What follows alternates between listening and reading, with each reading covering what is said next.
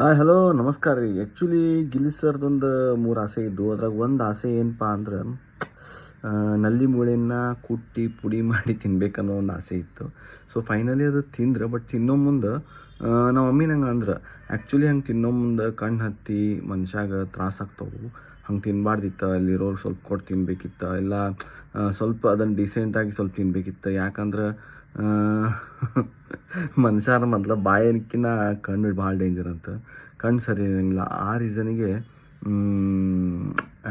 ಸ್ವಲ್ಪ ನೋಡ್ಕೊಂಡು ತಿನ್ಬೇಕಿತ್ತ ಅಂತಂದ್ರೆ ನನಗೂ ಹಂಗೆ ಅನ್ನಿಸ್ತಾ.